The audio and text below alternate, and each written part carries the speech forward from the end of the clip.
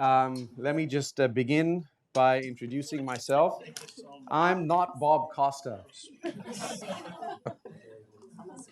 I'm Mahan Mirza. I'm the executive director of the Ansari Institute for Global Engagement with Religion, and it's my distinct honor to be here with all of you today and to be moderating the second panel on the geopolitics of representing religion.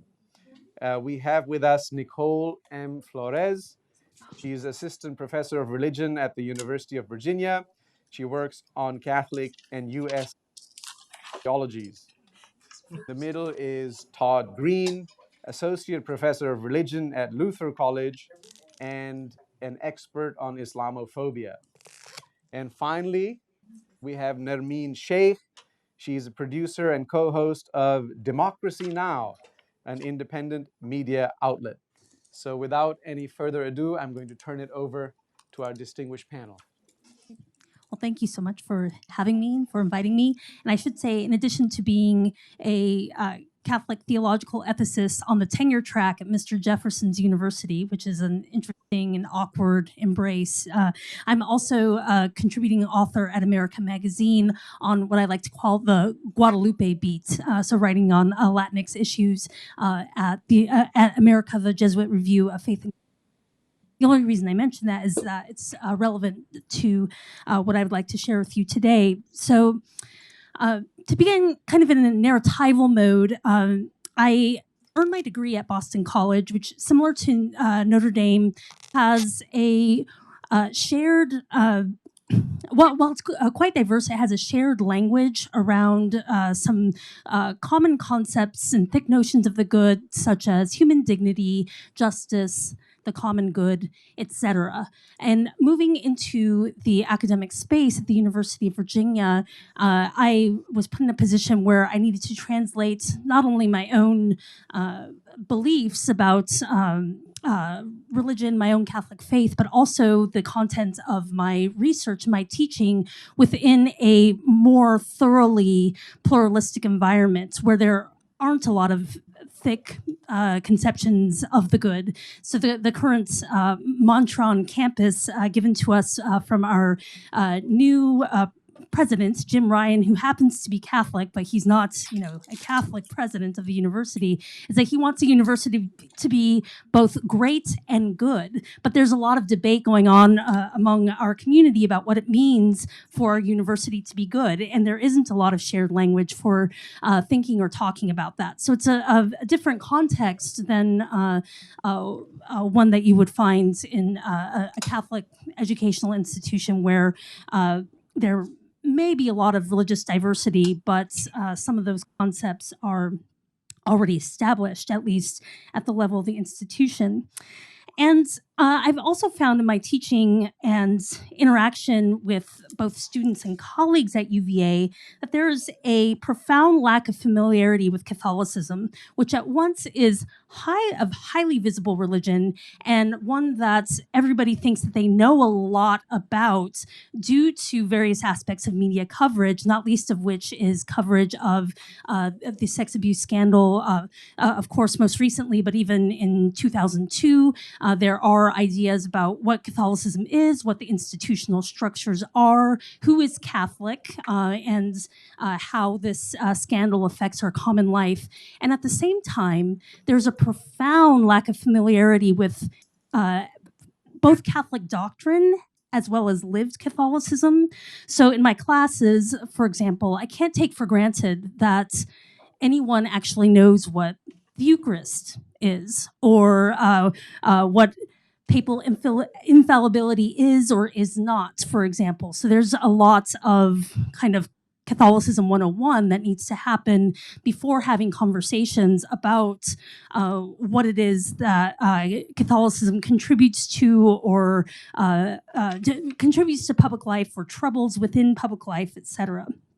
And this lack of familiarity with Catholicism among students and colleagues alike extends especially to thinking about racially and culturally marginalized groups within Catholicism, specifically Latinx Catholics.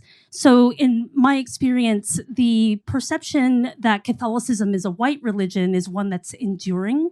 It's an enduring perception, whereas Latinx Catholics are already the majority of American Catholics. By American, I mean America writ large, not the United. And in the United States, Latinx Catholics will soon be the majority of Catholics. So a demographic shift is underway within the United States, has already happened within the Americas, and yet Catholicism is not only conceived of as a white religion in the popular mind, but is covered as such within the media. And I think that extends both to it's among broader media outlets, but also within Catholic media itself. The emphasis has been on analysis, attention to issues that are of a special that are especially important to white Catholics, and that those stories are selected over against coverage of issues that would be important to Black Catholics or Latinx Catholics or the very robust Asian American community of Catholics in the United States. So an example of this kind of coverage that I came across in my own work as a contributing author at America Magazine, I wrote a piece on the closure of Latino churches among among Catholic dioceses and archdioceses in the United States. And in writing this story, I came into contact with Federico Peña, who was once the mayor of Denver, Colorado, but those of you familiar with kind of national politics will recognize his name from his service as the Secretary of Energy and the Secretary of Transportation during the Clinton administration. He was a member of one of these churches that was being closed down in the Archdiocese of Denver and was trying to fight to stay open. In fact, his church has taken their fights to the level of the Vatican and has received permission to continue to have Mass on the day of its founding, and I think one other day, it might be an Easter Mass. In any case, they're allowed to have 2 Masses per year. But in speaking with Mr. Peña, I found that several other Latino churches across the United States, including in major areas and cities such as Houston, Boston, New York City, are also undergoing this closure. And in trying to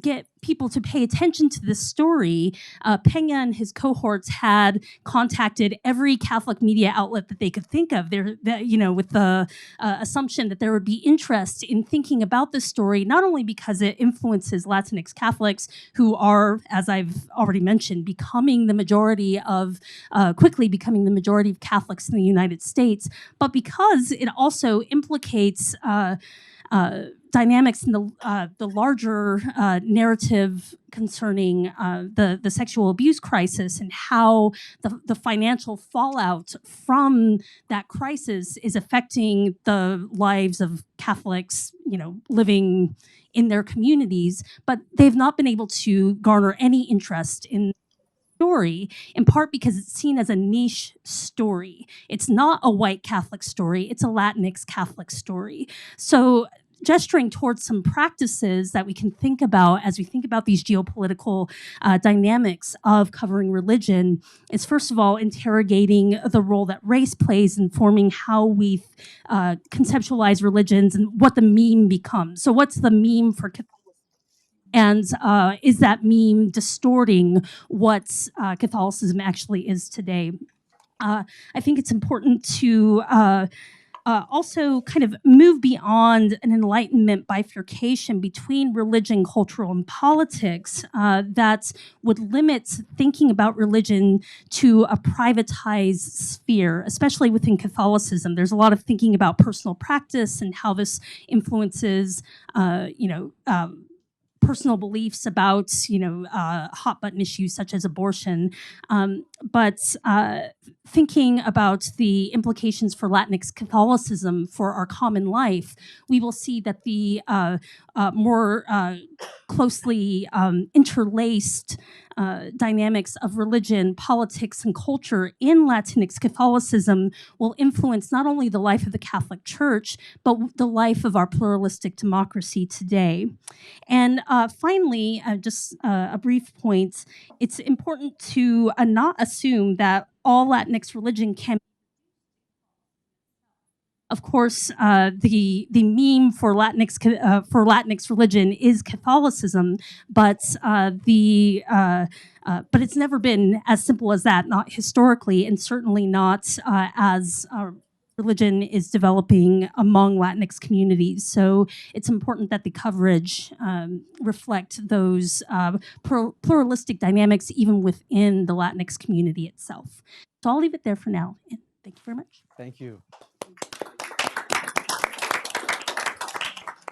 Todd Green. Good morning. So my remarks this morning will focus on the reasons why Islam and Muslims have been portrayed as objects of fear, anxiety, and hatred in the West. So a very small topic, right? In 10 minutes. Here we go. I'm going to argue kind of straightforwardly that it's Western imperialism historically that has fueled the racialization of Muslims in Islam, and therefore has generated the discriminatory, exclusionary, and violent practices targeting Muslim populations in various parts of the world, including Muslim minority populations here in the United States and across the Atlantic and Europe. And so I want to make that argument very briefly, and then I want to follow with some suggestions for how to rethink the ways we should understand and respond to Islamophobia and to misrepresentations, if you will, of Islam and Muslims.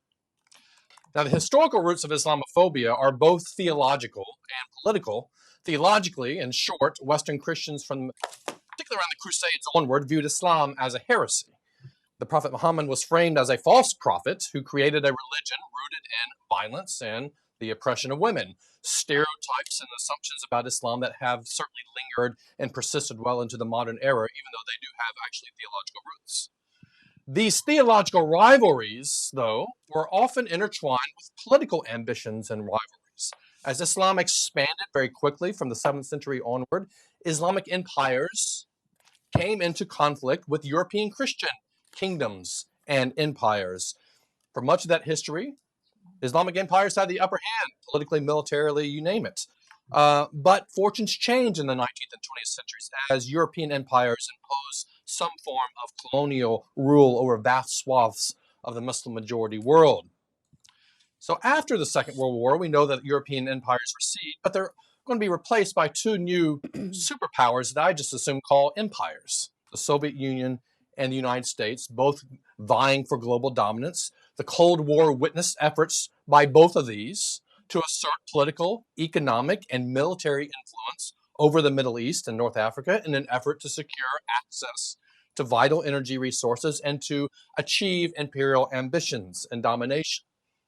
With the fall of the Soviet Union and the end of the Cold War, arguably, the United States becomes the sole global empire. Yet it faced other obstacles to its imperial ambitions in the form of violent Islamist movements such as Al-Qaeda and ISIS, perhaps the major obstacles to its ambitions.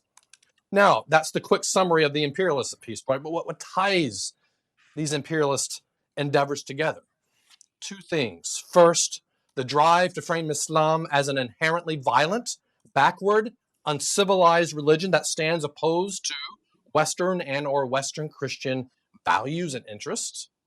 And second, the drive to racialize Muslims and portray Muslims collectively as the threatening, inferior, menacing other. The perception that Muslims at home, here domestically in the United States or say in Europe, are symbolic stand-ins for the perceived Muslim enemy abroad from the end of the 20th century onward has generated domestic policies that cast all Muslims as minority communities as suspect populations. This explains many of the anti-Muslim proposals entertained by U.S. presidential candidates in the last election cycle. And I'm talking here about flirtations with Muslim ID cards and registration systems, the patrolling of Muslim neighborhoods thanks to Ted Cruz, a religious test prohibiting Muslims from becoming president, a la Ben Carson, and of course, a ban on all Muslims entering the country Donald Trump, right? It also explains, though, the enshrining of Islamophobia into legal systems and law enforcement practices, from surveillance and profiling to anti-Sharia legislation at state levels to the Muslim ban. And with the help of a well-funded anti-Muslim network, and by well-funded, somewhere in the neighborhood, according to the last CARE report, of $1.5 billion, a well-funded anti-Muslim network that manufactures hatred of Muslims for financial and political gain, along with some corporate media outlets that disproportionately focus on terrorist attacks perpetrated by Islamist extremists, animus toward Muslims has spread throughout majority populations in so-called Western nations, as measured both by polls reflecting unfavorable views of Islam and Muslims and the rise in anti-Muslim hate crimes, which have been at some of their highest levels since 2001 in the past several years. So that's the problem.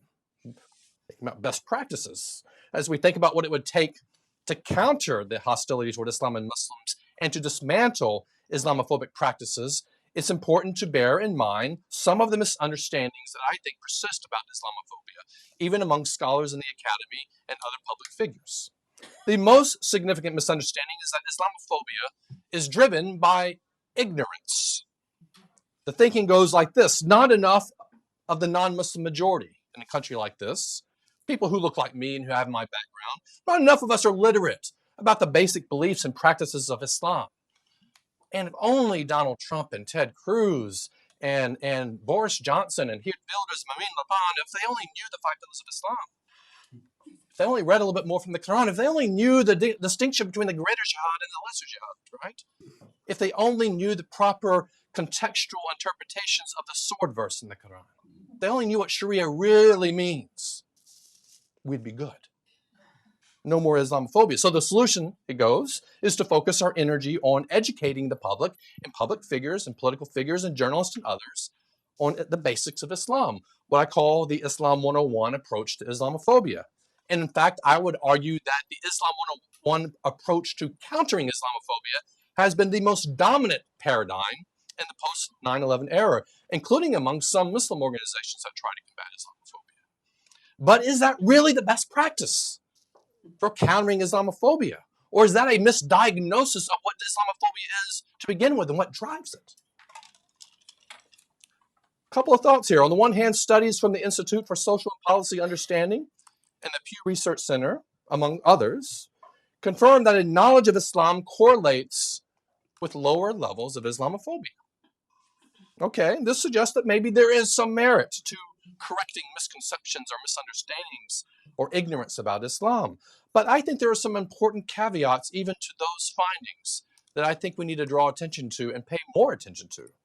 First, it's not clear from many of these studies whether learning about Islam is the cause for lower levels of Islamophobia among those who have that, or if it's the product of having lower levels of Islamophobia to begin with.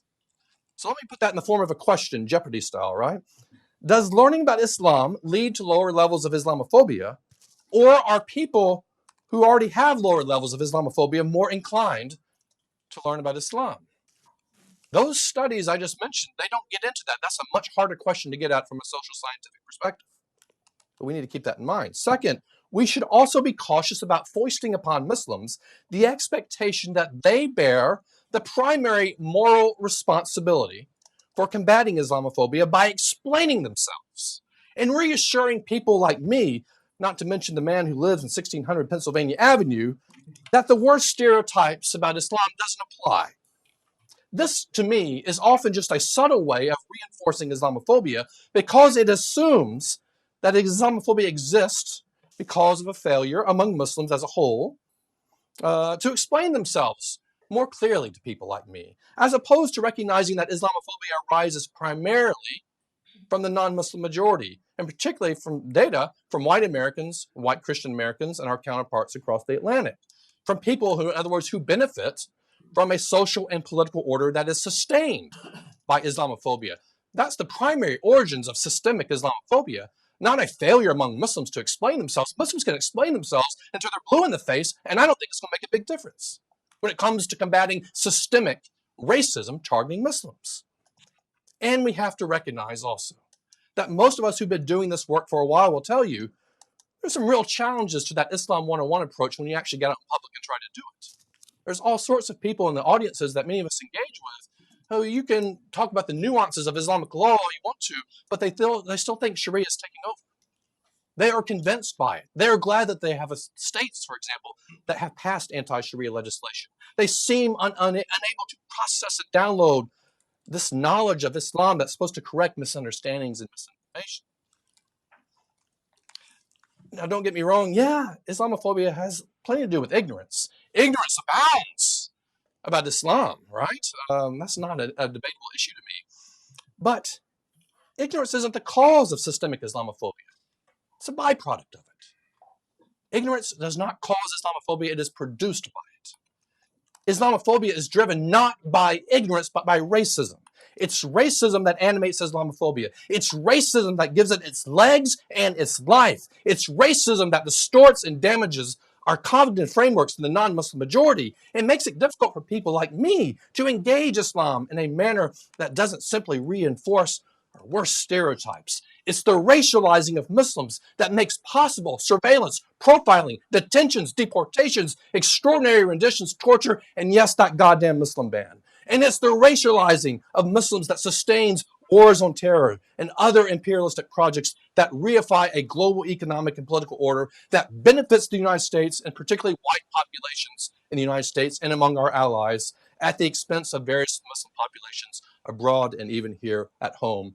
And this means that some of the best practices we should adopt must increasingly be developed within not an anti-ignorance framework, but within an anti-racism framework. We need to build coalitions across racial and religious boundaries and work collectively to disrupt systemic anti-racism from below, which then in turn breeds the malevolent representations of Islam and threatens the lives and livelihoods of Muslim populations. And time does not permit me to go into some of the ways I could think about how that anti-racism work should function. Maybe in our conversations later, we can talk a little bit more about that.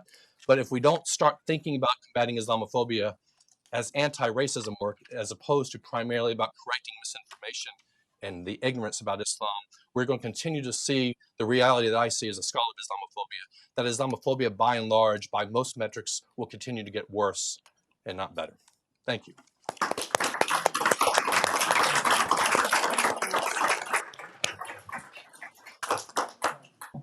Nermeen Shaikh. Thank you. Hello, all. I just want to say, because I work in broadcast journalism, I have quite a strident perspective on time. So when I was given a new time frame, I cut a third of the paper. So forgive me if my comments are suggestive rather than exhaustive.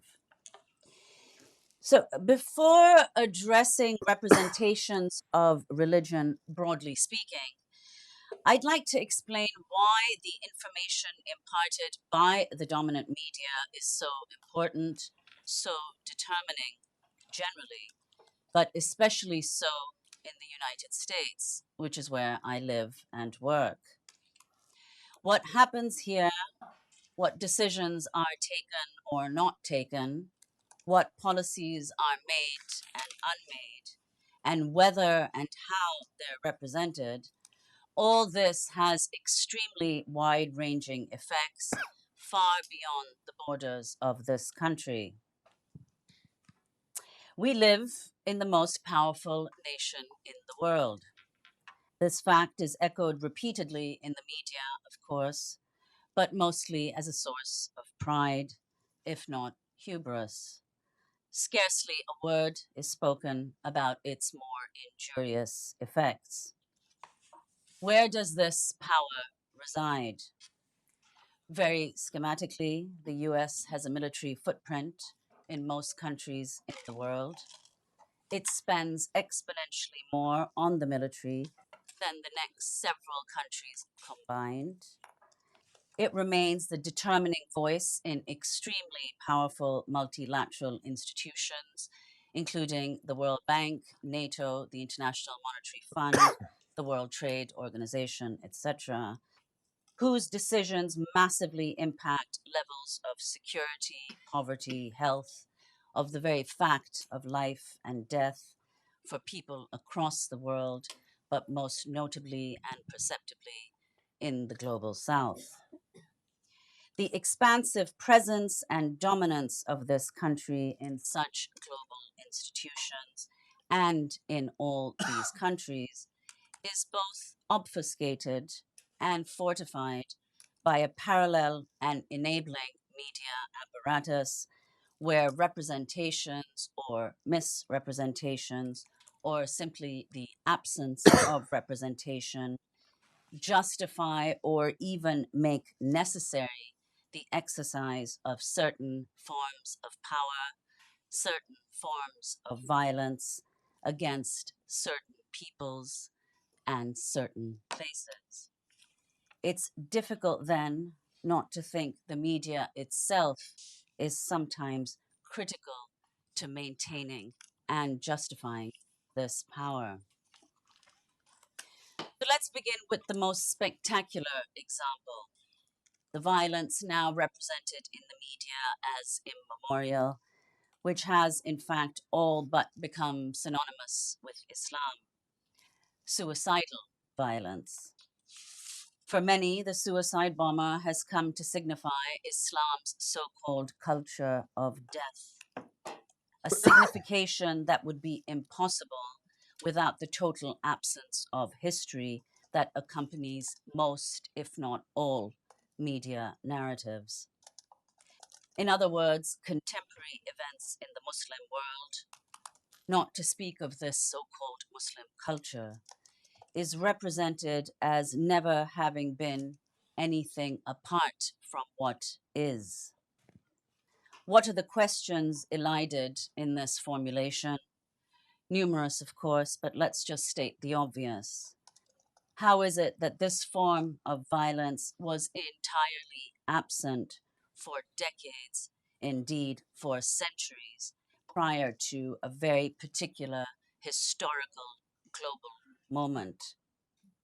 If there were indeed a scriptural imperative to murder both oneself and others in the name of the faith, is it possible to believe that people suddenly decided to submit to this imperative, an imperative that was articulated, if indeed it was, over 1,000 years ago? Related to this, it's important to note that the principal victims of suicidal violence have been and remain Muslims by several orders of magnitude. But when those victims, tens of thousands of Muslims killed indeed by other Muslims, are mentioned at all, their sudden death by these same means appears neither to achieve the same level of spectacle, nor naturally or unnaturally anything like the same degree of horror or moral condemnation by the media or indeed by its consumers. There is the added problem, of course, of an enormous narcissistic wound opened up by the public display of our vulnerability here in the West.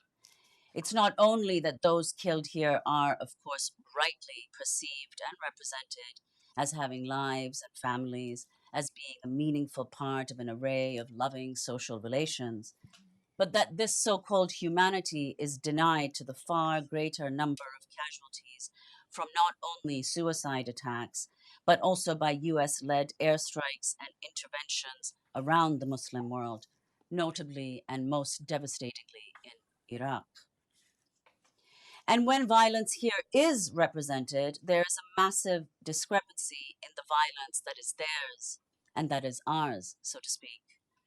For all the ubiquitous fear induced by the possibility of terror attacks in the US since September 11th, 2001, many more people have been killed by white supremacists, anti-government vigilantes, and other non-Muslims in the years since. Yet these attacks are only rarely characterized as terrorism. Frequently, we hear of an individual perpetrator suffering psychic pain, depression, isolation, anxiety, and so on.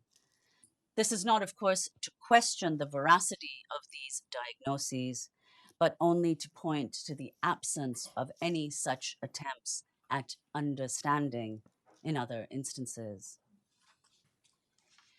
But the supremacy of so-called state or geopolitical interests, even if clear evidence exists for its very opposite, permits exceptions, internal hierarchies in media distortions of Islam, the most notable of which is Saudi Arabia. Earlier this month, the media marked the 1-year anniversary of the death of Saudi journalist Jamal Khashoggi.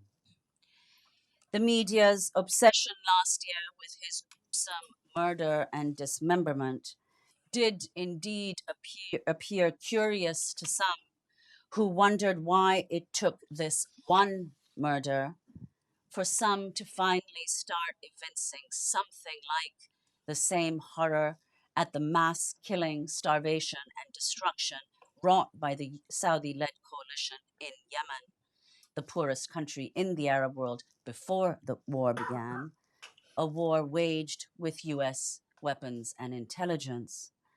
And just before the Khashoggi affair, the US media's enthusiastic embrace of Mohammed bin Salman, the crown prince, and the very architect of that same war, and the architect of, indeed, Khashoggi's death, was nothing short of indecent, virtually bordering on delirium, with the New York Times' Thomas Friedman, possibly, if unsurprisingly, the worst offender.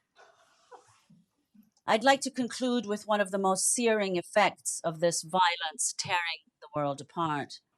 A virtually unprecedented number of refugees and displaced persons, the majority of whom are Muslim, their presence evoking all manner of fears and anxieties. Simultaneously, as they appear victims and encroachers, an enormous power is imputed to them, not least the oft-repeated conviction that they have the capacity, single-handedly or collectively, to transform Europe, the lingering threat of the Islamization of Europe, as if, in fact, their desperate presence conceals their transformative power, their obviously sinister motives. This explosion of refugees, this tragic figure of the number of refugees, which is, of course, the largest it's ever been since World War II, this tragic figure of the number of refugees is only one effect of the vertiginous speed with which societies across the Middle East have been ravaged, left in utter ruin. And we're all left to wonder how history might have unfolded differently if all lives, all forms of life, were granted an equal dignity and equal worth in media representations, and not only in media representations, abroad, but especially here. Thank you.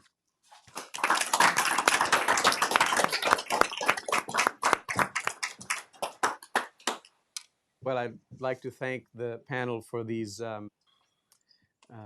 thought-provoking remarks. And let me just begin by a few questions. I know I already said I'm not Bob Costa, but I'm feeling his energy. So I'm going to ask just a few questions, and then I'll turn it over to the audience. We have plenty of time. We'll be here until noon. So the first question I'd like to ask is, Nermeen, you mentioned that the media covers violence perpetrated by different sides differently. And so they'll show the horror of violence done by Muslims to, say, Americans or, Europeans, but they won't show the horror that of the violence that's perpetrated to Muslims by Muslims or by US forces or Western military forces to Muslims in the Islamic world.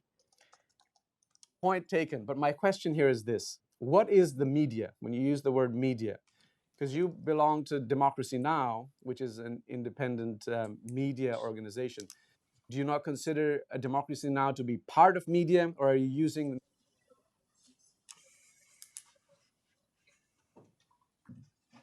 Are we going to go just one by one like Yeah, that? we'll do a few one by one, and then some shared. No, I mean, the thing is, of course, it's true. I don't think that,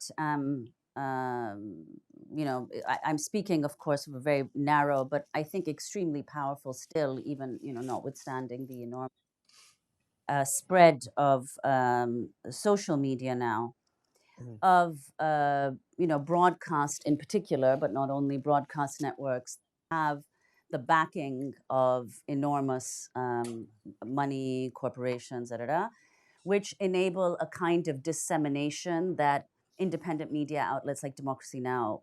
Don't have and simply will never have. So, of course, I think Democracy Now! Stands outside all of the characterizations I've given, and that's a very deliberate effort on our part. To in fact always highlight what's missing from other narratives in the dominant media, and even when we cover what they're covering, you know, we do it from a radically different angle, and so that complicates the story. I mean, I mean, at Democracy Now! We don't have, we're not constrained by any exigencies. I don't know. I've never worked in the corporate media, but I don't quite understand why stories are covered the way they're covered, apart from obviously obvious reasons, which is there, you know, in my perception, far too much complicity and however the state defines its interests. The mysterious middlemen Yeah. that Emma Green was talking Yeah, about. exactly. Yeah. So I don't know if that answers your question, but yeah, But it's helpful. And so, you know, I think what you're saying is you need to take money out of media, like we need to take money out of politics, or somehow, you know, sanitize it. But that will that really make it independent, or will different conceptions of what is right come Well, see, in? but then that's the things we don't know. Like, that's why I say, I mean, it's purely speculative. Is the problem with the media, one of the problems with the dominant media, the excess money and so on, commercial interests that in some sense guide it?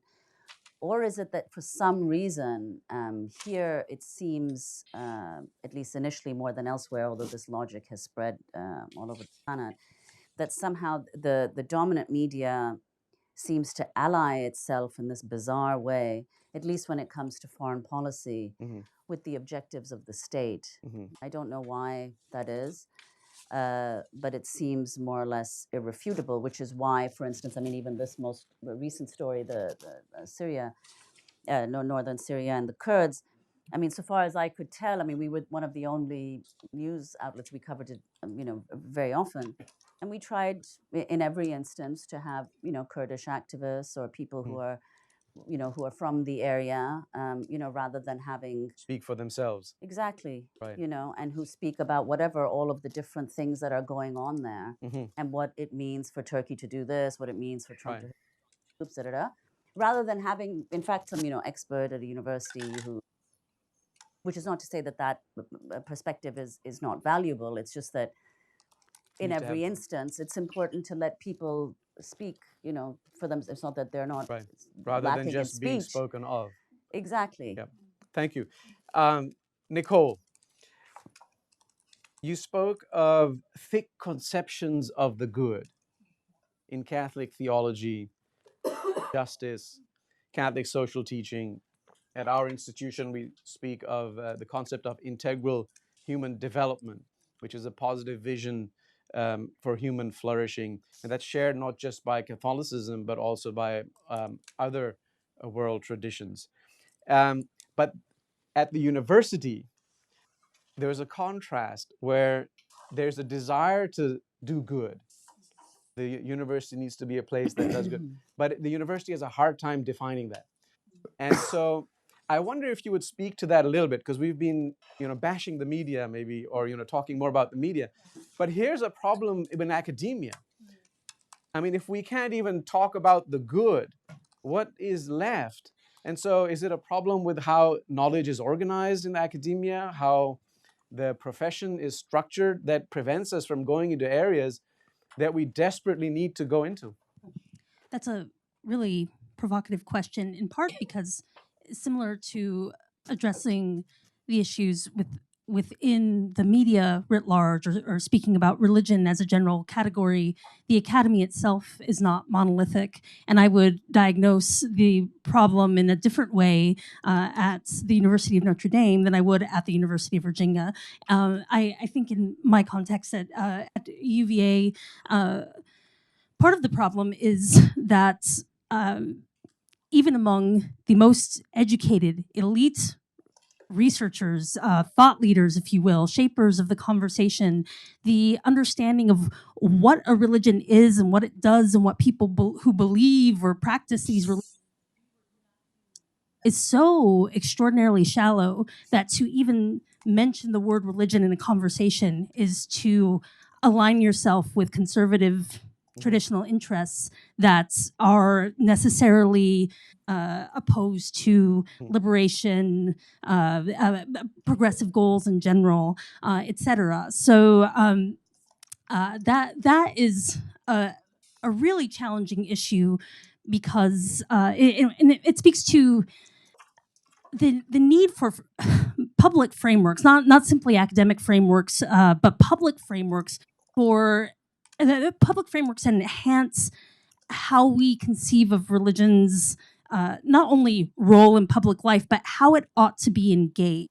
And I think that's my experience of kind of making that transition, not only from Boston College, but I spent a brief stint at a small Benedictine liberal arts college in Manchester, New Hampshire. And in both of those contexts, the problems that the academy was facing were quite different than the public university. But I do, for this reason, think it's so important for, and you know, I'm in this room that I acknowledge is very religiously and philosophically diverse, but you know, to call out the Catholics in the Catholic institution in particular to do exactly this kind of work, which is outward looking and says, well, there's something that there's something necessary about this kind of engagement and conversation that needs to happen. At the same time, you know, to flip the question back on the Catholic institutions, I think that some of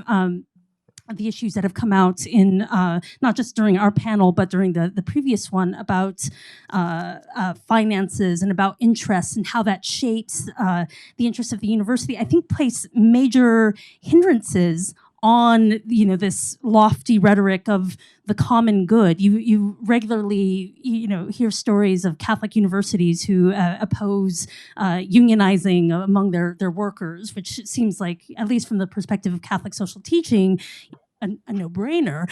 That's something that promotes the dignity of work. And of course, the rejoinder is, well, you know, we have to care about the bottom line in order for this Catholic university. It's all very complex, but if those thick conceptions of the good are to do any work, I think it's necessary to interrogate how they are being leveraged in a public conversation beyond just the realm. Thank you. Yeah, so, okay, there's a complexity here, right? And I guess one of the things we can think about is how to find the right balance between complexity and simplicity. I mean, I don't know what you all would think about, are memes simplistic? They can be highly complex, right? And sometimes academic writing can look complex, but not have much more than a meme there. And so how do you add complexity to memes, right? And you know, but you and Todd spoke about the complexity, and I'd like to bring up the term intersectionality. So, you know, all Latinx people are not Catholic, right?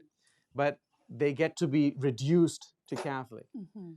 At the same time, Catholicism is not all white, but somehow when it reaches the level of meme or one word, it gets reduced to white. Mm-hmm. Similarly with Islam, right? And so people have complex identities.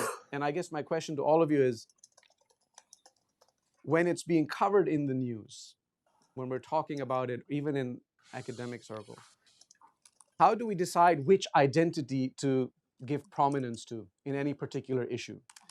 And Muslims really suffer from this because suddenly, if you've done something bad, it's just because of your Islam.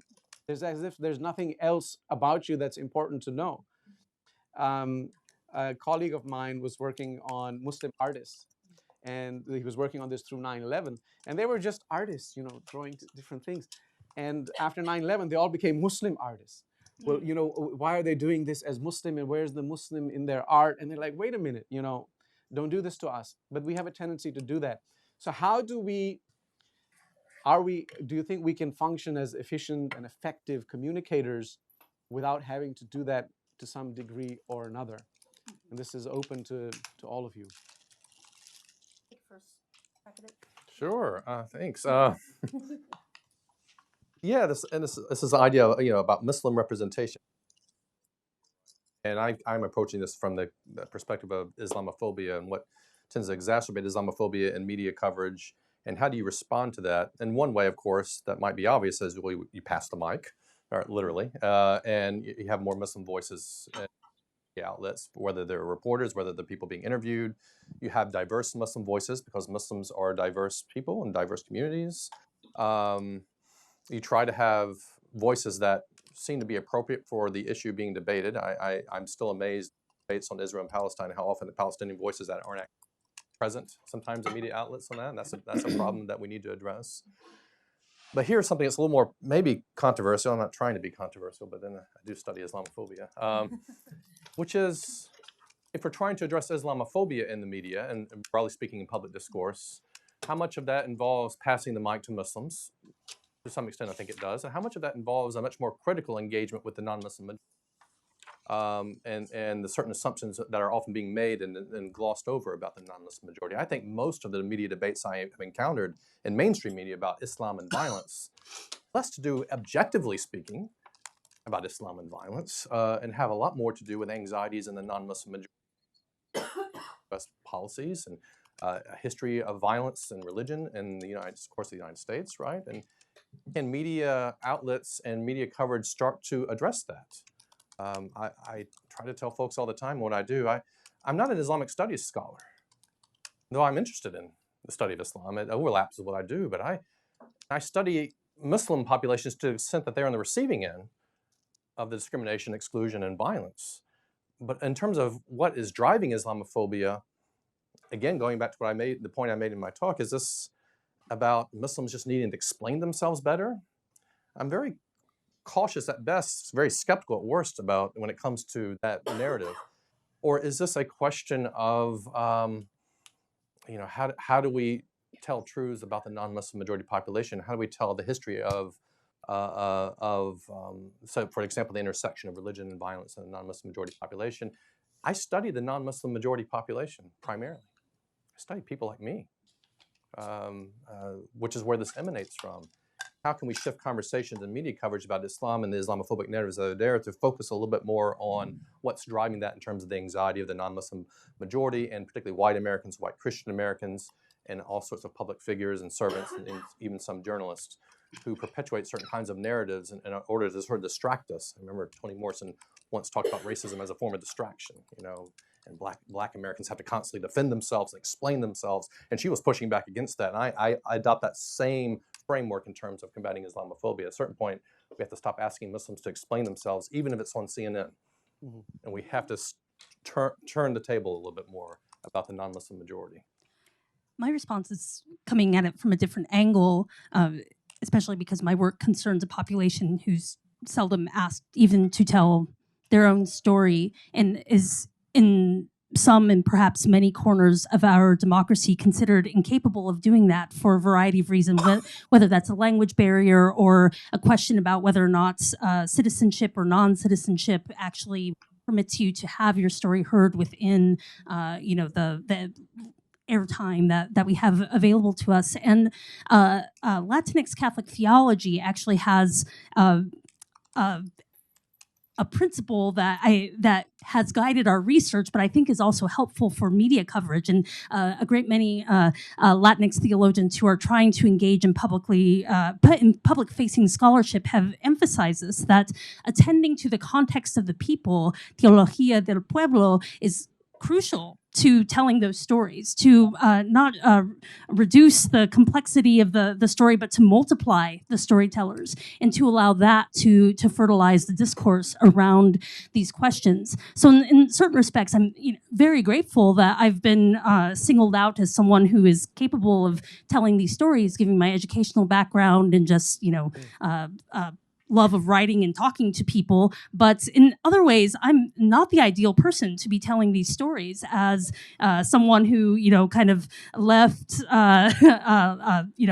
left my hometown and home community and is no longer surrounded by, people who are engaged and live Latinx religion. In a certain respect, it would be beneficial to have more people telling those stories. And this is why this example of the Latinx parish closures really captured my attention, because it's an example of an on-the-ground Latinx community trying to tell their story, and constantly by, actually more so by Catholic media than even mainstream media, but definitely in both phases of the game, if you will, has been denied the opportunity, even though it's this captivating story of, this small community going to the levels of the Vatican to plead their case. And it's still a story that, I pitched it many places because they keep wanting me to tell the story. They're like, can you write more articles about us? I was like, I'm trying to get tenure. I cannot do this for you. But they're longing for someone to give them a platform to tell that story. So in coming at it from my angle, there's a lack of space and a lack of airtime for a community that has a lot of stories that can be told that could potentially speak to this issue of complexity, where you start hearing from Latinx Catholics and Latinx nuns and different generations, intergenerational disagreements that are happening that are worthy of note for our common life. Thank you. Can I just make Yes. a couple of points? One is, it's absolutely true. One of the things that I found especially striking, and that's not just here, is that the word Muslim, or the identifier, it's preceded by moderate or extremist and so on, as opposed to just like being a Muslim. And then the idea that I personally, and I'm sure that applies to many others, I can't possibly be a real, I'm like an integrated Muslim or a good Muslim, whatever it is, because I don't have the obvious external markers of, and of course, the only way to be a Muslim is that way of being a Muslim, whereas we recognize that for every other major and even minor faith, there are obviously many variations and many ways to inhabit the faith. So you can only be, so this also explains in part, the thing that you said that, basically the fact of being Muslim exhausts the explanation. Self-evident that whatever terrible thing they did for that reason. And the second thing, what both panelists were making, that one of the things that Democracy Now! that we do, and it's not just having, for instance, well before this poor Khashoggi was murdered in this horrific way, when we started covering the assault on Yemen, because it's this tiny little country and everybody and didn't really figure, by speaking to, and it's very difficult for us to do because we're this very small media outlet with not many resources. It would be so much easier for CNN or whatever, NBC, etc., to do, is trying on the one hand to find someone from Yemen, someone who can say, what's actually going on there. And then obviously a lot of people whom we would like to speak to, including undocumented people and many others, they don't speak this hegemonic language of English. Well, then make an effort, because they're that language and also speak English, and therefore one can have interpreters. Number one. Number two, that in every broadcast, every story, we are also dealing with the majority, I don't know how one should say it, prejudice, opinion, sense of the issue. And in doing both simultaneously, I think it does, overturn in some small way for our minor, small audience, but, growing audience. Um, and that also, because there is in general, I mean, I see your point that there's kind of because of this dominant ideology of secularism, at least among certain so-called liberal elite centers, that another thing at DN that we do is also have people who represent faith-based social justice initiatives.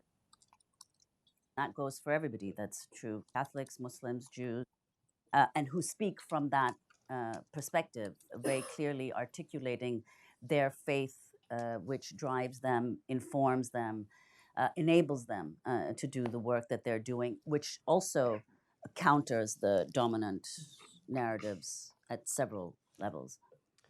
Thank you. I think it's time to open it up. It's a hand in the back. Tariq. Oh, Not, yes, it's Tariq. yes, it is. And then Kelly. I can just shout. No, it's being recorded, so good to have you. And if you haven't spoken already, it might be just good to introduce yourself very briefly. Todd, thank you for your passion. 2 quick points. One that Mahan kind of raised and people have talked about.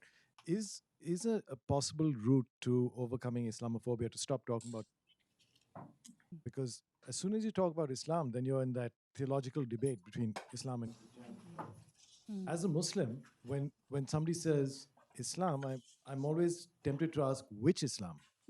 Because apart from the doctrinal differences, Sunni, Shia, Wahhabi, Hanfi, there's also, a North African Muslim is very different from an Indonesian Muslim. And the cultural underpinnings at each of these. So the question to you is it time to start talking about Muslims rather than Islam? And as people with their own cultural, Ibrahim spoke yesterday about honor killing, and there's this misconception that honor killing is somehow sanctified by Islam. No, it's something that comes from North Pakistan and Afghanistan. It's not part of my culture, right? So the second question is, this idea of vilifying a group of people on religion has happened before in the history of the world. The Jewish diaspora has faced this for centuries. Is there something to learn from what people like the Anti-Defamation League has done quite consistently in this country in overcoming some of these? Thank you. 2 great questions. Let me start with the second one and go back to the first. But yes, there's a lot can be learned in terms of some of the functions of religious bigotry, as it's often intertwined with racial bigotry.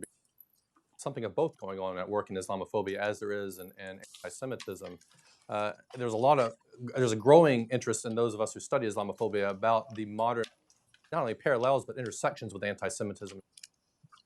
And while they do certainly have different histories, to be sure, take that seriously, is there some areas where they are overlapping in terms of their political functions? And I would argue, yes, one of the ways to think about that is the formation of national identities, nationalism, and its intersection with these various forms of racial and religious bigotry, the building of the modern nation state and national identity over against the Jewish other, right, in modern history, and now over against the Muslim other. This debate in Europe I encounter all the time. I'm there. Can you be British and Muslim? Can you be German and Muslim, French and Muslim, right? These are questions that are asked with seriousness amongst many high-profile politicians, as if this is really a way to think of people in terms of these very. But we've been there before in sort of modern Western history, right? So we need to think about that. And then how have groups tried to combat and mobilize that political efforts against anti-Semitism? And can we learn something from that? Similar to, can we learn something from other anti-racist movements in our history? Both learn from the tactics, but also learn from things that didn't work, or also learn from how these prejudices have morphed over time. Anti-Black racism didn't end in the mid-1960s with civil rights legislation in the United States. It has changed and adapted and morphed into mass incarceration and the new Jim Crow, as Michelle Alexander calls it. And we need to take that seriously too and be quite nimble in this. And the first question, I'm completely with you, Tariq. This is one of my big talking points is, in most questions I get about, most questions of concern that come my way about Muslims and Islam, I try as quickly as I can to pivot away from making the conversation about Islam as if that's really what's driving the question, right? The person who's asking me about Sharia, even in academia, I've sometimes heard this remark in some prestigious institutions of, well, scholars do need to do a better job addressing anxieties about Sharia. And I'm thinking, no, actually we don't. Most people aren't going to care about the nuances of what is the difference between Sharia and Islamic law, what are the different schools of Islamic law, what's fiqh, all right, how do we sort of understand the complexities of this, the history of this intertwining with European colonialism. Most of my experience tells me people don't really care because that's not what's driving the question. So I can say something about Sharia, but I very quickly, within 30 seconds to a minute, will turn the conversation to what's driving that question, the anxiety about Sharia, just to take an example, right? Keeping in mind that over a dozen states have passed anti-Sharia legislation. This has been mobilized. This is a question on the questionnaire of the Republican National Committee last year of the Trump-Pence re-election website. Are you concerned about the spread of Sharia? Serious question being asked of people visiting these websites for the Republican Party, right? Is the response for us to spend 30 minutes, an hour, write lots more books about this?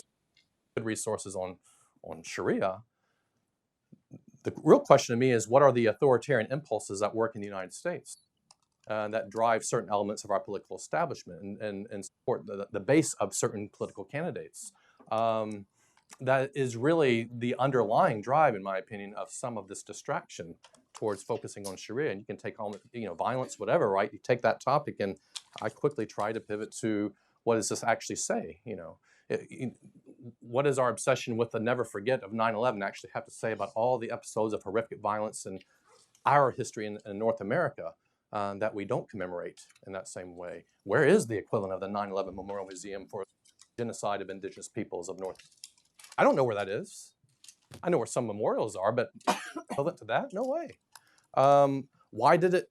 Last year was the first opening of a national memorial for lynchings in Montgomery, Alabama. It's an extraordinary place if you've never been to it. But this is a kind of violence that we don't want to commemorate or remember in the way that we do 9/11. That's how I typically handle these questions of debating Islam. As soon as we've done that, we have reinforced the narrative that Islam really is the cause of Islamophobia, and then Muslims explaining themselves is the solution to that. And yes, and then to shift the conversation also about how we and as people engaged in a lived religion as opposed to the stereotypes and the prejudices that are driving the narratives to be. Thank you. Should we Kelly, I'm going to take some people who haven't come in yet. So we'll take Dr. Ansari and then Mike. Sorry.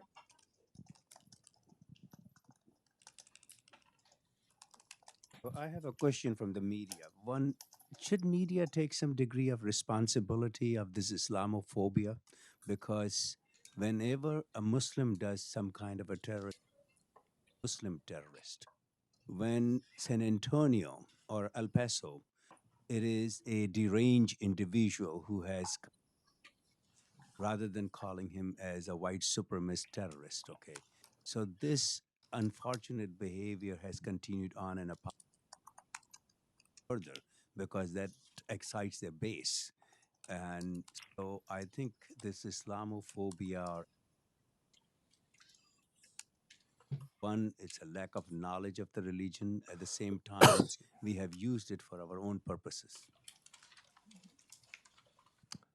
I could briefly, but I'll defer to my colleagues for a better response. Briefly, I would just say, yes, the coverage of violence in the media, there is a form of racism at work there that we need to call attention to, not only in terms of how white violence is sort of explained away as sort of pathological and psychological. Dylan Roof's relationship with his mom, which I remember being a very serious question debated for a while after Charleston. But Muslim perpetrators don't have mothers, or I don't know. It's a problematic discourse. But it's also about collective versus individual culpability. Someone who looks like me and has my cultural racial background commits an act of violence, I'm not implicated in that. I'm not presumed guilty. I'm not complicit. I'm treated as an individual. I'm afforded individuality. Muslims are not. They're treated as a collective, as an entire monolithic suspect population. And hence the refrains for why don't Muslims speak out and say more and do more against terrorism. And that itself is only explainable to me by thinking of Islamophobia as a racism. Nermeen, did you want? Yeah. Yeah, I mean, both points, yeah, which I raised, it's absolutely true that the media, bear significant responsibility, and I think that also, as much as people say it's equalizing and so on, I mean, people just tend to all of these things are amplified, endless sources that they go to. The one thing I would say, and again, this applies to but I just did an event in New York. Who's written a novel called The Runaways. And there are countless examples of films and literature which are now beginning, well, not just now, but for the last a few decades, that are producing extremely beautiful and complex narratives about individual Muslim characters with complicated motives, desires, which are obviously self-evident in the case of the white supremacists and so on, relationships to mother, and maybe at some point that'll permeate the media, though I wouldn't hold my breath. But in any case, at least in some form, somewhere, that's being done. Mm-hmm.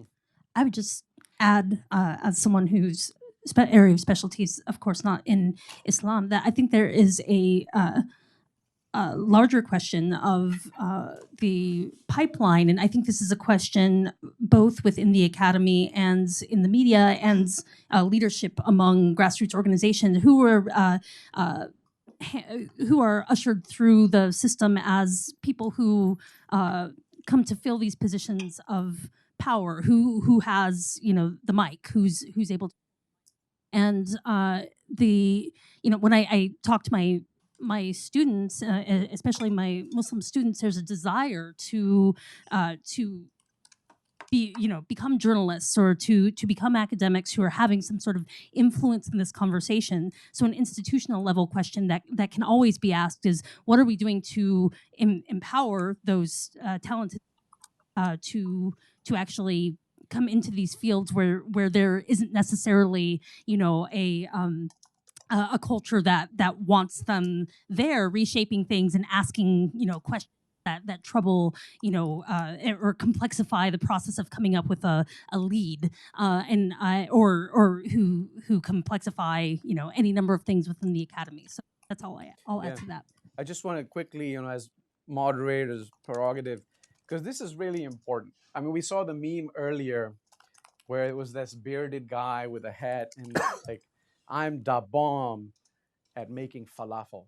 So he's trying to redefine who he is. But in making that meme, he's already accepted the stereotype. Like, I know when you look at me, this is how you think of me. And I'm trying to change that. But when we see a young white man, no one's going to be saying, are you going to shoot up a school? Doesn't come into your head, because that's not how they're defined. And so just think about that. It was a little provocative, right? But that's how this game works, and that's how it influences people's perceptions.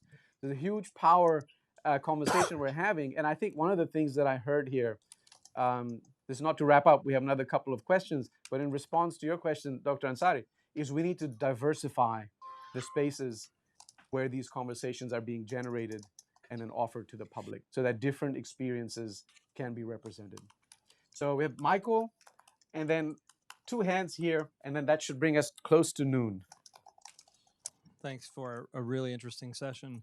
I have just 2 comments. So the first is, Tariq was arguing that maybe we should reframe the discussion away from Islamophobia towards talk about Muslims.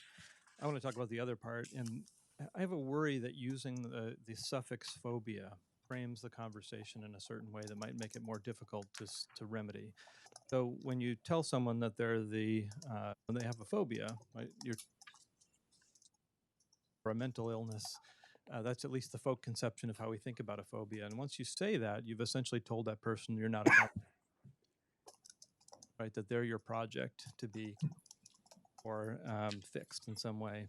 And so for those of us for those who work in communities where this phenomenon is widespread, toxic to use that language, and I wonder if it might be better for us to reframe it just in terms of other nomenclature, whether it's bias or what. We all recognize we have biases. We all worry about the biases that we have. We all want people to sometimes point out the biases that we have so we can be better.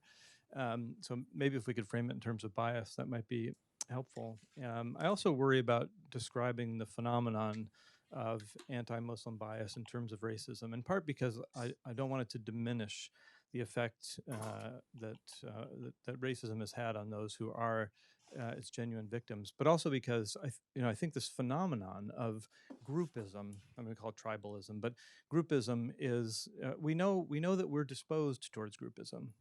A lot of people in this room who are associated with Notre Dame are parts of a group. They're part of the Fighting Irish group. They're the part that was opposed to the Trojans last weekend and will be opposed to the Michigan Wolverines next weekend. Yes, we will. And it's what allows the it's what allows the development office to raise so. So groupism is groups are something we're disposed to form. We know that from social psychology.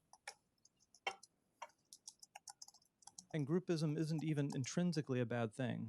I mean, evolutionarily, it's what allows us to increase internal group cohesion. It's what allows us to specialize so that we can gain more adaptive advantages from our environment. It's what allows us to mitigate defection and enhance cooperation amongst those who are in our group. So groupism isn't intrinsically a bad thing. It's only create violence towards those in an outgroup. And that isn't an inevitable outcome of groupism. It's just an accidental byproduct that sometimes occurs. So I wonder if we can think about it in that way, that groupism isn't intrinsically bad, but it can be deployed for bad purposes. And if we understand. Wonderful.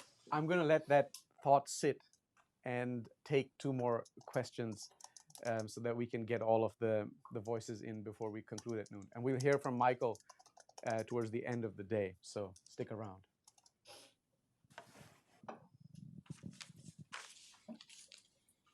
Thanks. My name is Nagar Bai. I'm with the Baha'is of the United States.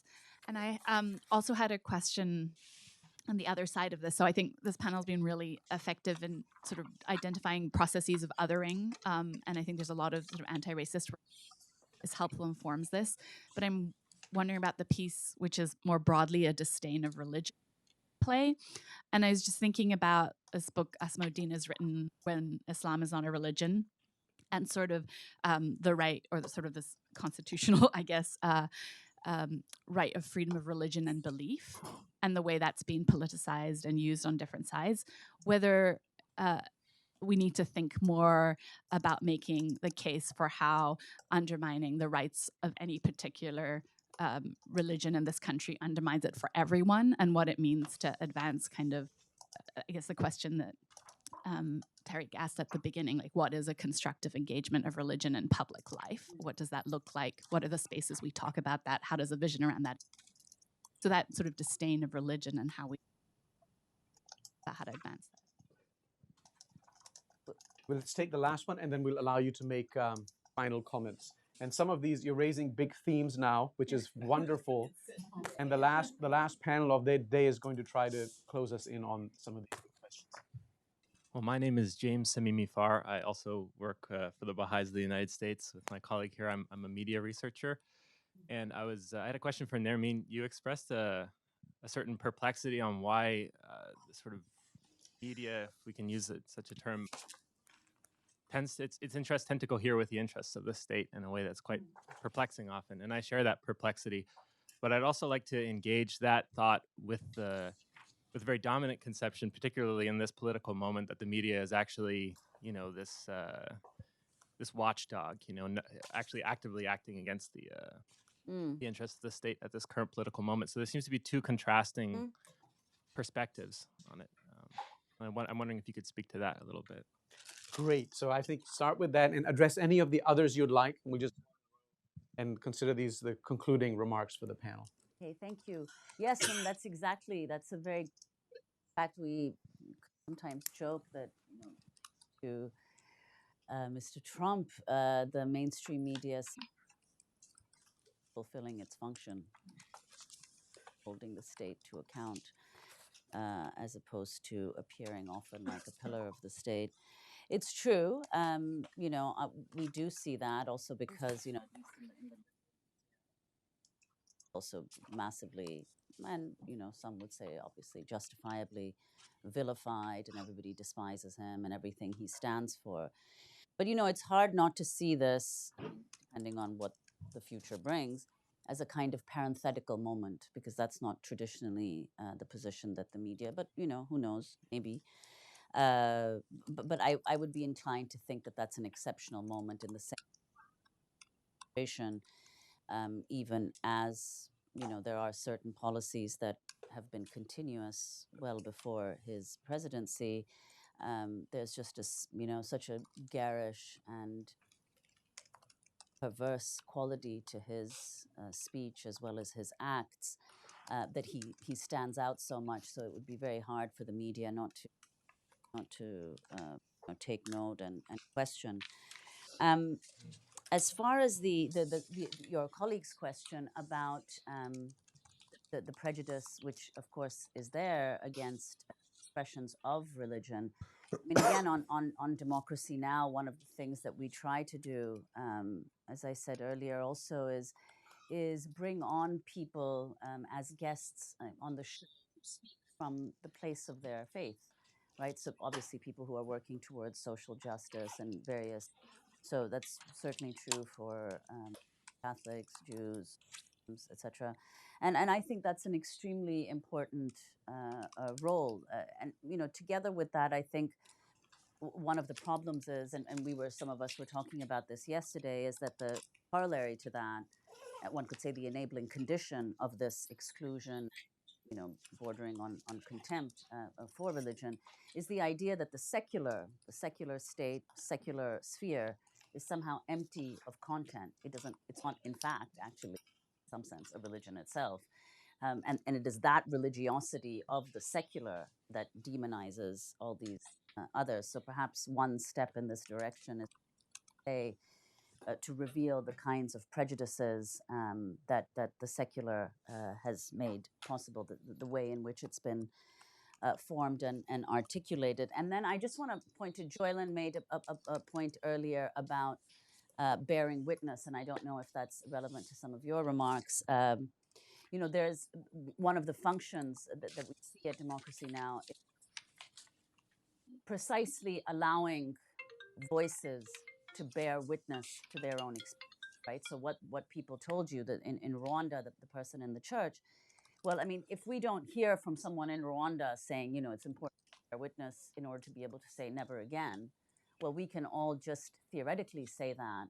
But I think it means something different when you hear it from those who experience. I mean, we're bearing witness is testifying. Testifying means, being present in the moment of its, in legal terms, but also, so that's an absolutely critical function that the media ought to fulfill. And I think, I don't know, independent media is exponentially better at it than the rest. Go ahead. Thank you. Todd. Yeah, the one point I will pick up on is the nomenclature of whether this is racism. And the short version of my response on, is Islamophobia the best word? No, probably not. It's debated a lot among scholars and activists themselves. Better ways to think about this. I mean, there's a philosophical debate about, well, how do we define Islamophobia and not take it literally at face value, just as we've done with anti-Semitism, which we're not taking at literal face value. I mean, the etymology of that has certainly developed over a period of time, where we're now thinking particularly about Jews, as opposed to just anyone with a Semitic background, but we still use the language of anti-Semitism. So language adapts, and maybe the word Islamophobia can too, but maybe there's something more to this phobia piece that gets people hung up. Unfortunately, my response for the alternative is anti-Muslim racism, which is the language I've grown to prefer. And I really respect the difference of opinion here. Here's my take on this. Muslims are not a race, and I hear that all the time. And I know, most Muslims I meet know this, but Muslims are racialized. They're conceived of as a race, imagined as a race, talked about as a race. Policies are enacted aimed at Muslim policies, thinking of them as a monolithic entity, a block, if you will, in which the presumption of guilt and the guilt by association permeates this entire collective entity in a way that it doesn't for people who look like me and have my background. And this results not just in a few negative opinions about Islam and Muslims.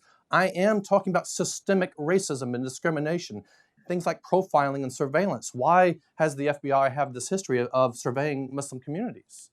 Is it because of what Muslims writ large have done? Or is it about an assumption of who they are intrinsically? And I would argue it's the latter. All right, and therefore this explains why you have FBI informants spread out in a variety of mosques. But if I were to go down the street to St. Matthew's Church or whatever, when's the last time an FBI informant was surveying that church? And I'm asking an honest question here, right? It is the guilt by association mentality that explains that. That is a racist mindset. And we have to think about it that way. The profiling, discrimination that we're talking about, NSEERS, the National Security Entry Exit Registration System, when the Bush targeting Muslim men, young Muslim men, coming from over 20 Muslim majority countries. They had to get fingerprinted and photographed at the port of entry when coming into the United States, but not the white guy from Norway. Why is that? Not because of what they have done, but because of intrinsically the perception of who they are. That is a racialized move. And I can go on and on about the way this has happened in terms of hate crimes. People who look Muslim, even if they're not Muslim. The first post 9/11 retaliatory murder was of a Sikh man, not of a Muslim man. But he was mistaken as a Muslim. The likelihood that Wade Michael Page in Milwaukee thought he was targeting Muslims and not a Sikh Gurdwara, I mean, that's a racialized move, right? It's about skin color to be sure, but it's also about what social scientists call cultural racism, perceived essentialist ethnic, racial, religious traits, right, that a group of people have, and then a response to that. So that's one of the reasons why I'm so passionate, and I apologize if sometimes my passion gets the better of me, but I'm so passionate about making this case that this is misdiagnose this. We will continue to see Islamophobia get worse, and it has been getting worse. It has not been getting better. It has not been getting better since 9/11. It's only been getting worse by most metrics. And we have to start asking why that is. And is it about a nation's inability to come to terms with its own white anxieties, white national identity, white supremacy, and a long history of racism that targets not in the form of just anti-black racism, but all sorts of other who get caught up in this. Well, on that hopeful note, Dr. Flores. I recognize that I stand between you and lunch, and Take your time. the young brown woman always has the. I'm just kidding. You've been very fair with your. Time to make your points. I would just briefly speak to your question about the antipathy toward religion in public life.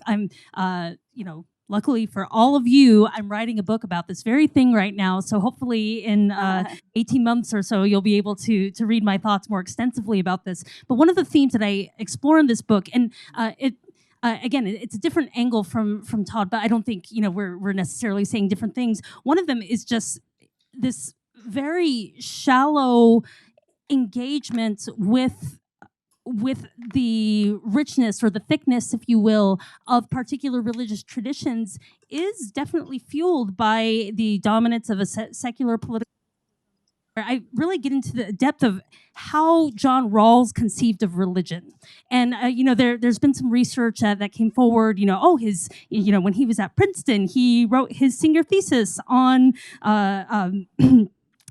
theodicy, and then he joined the army in wartime and came back, and he believed not just Christianity, although he seemed to use religion and Christianity as synonyms in his own thinking about these issues, but he perceived any religious conception of justice that doesn't adhere to our own kind of rational understanding of what as itself wrong and violent and evil. But I think that, Rawls is an easy kind of person that, at least in my own work, I feel kind of bad because I'm always like talking smack about John Rawls. But part of the problem here is in this very what a religion is and why it matters for our lives together. So what I'm trying to work out in my own research that I hope will be publicly accessible enough for the general educated reader to get out and really explore is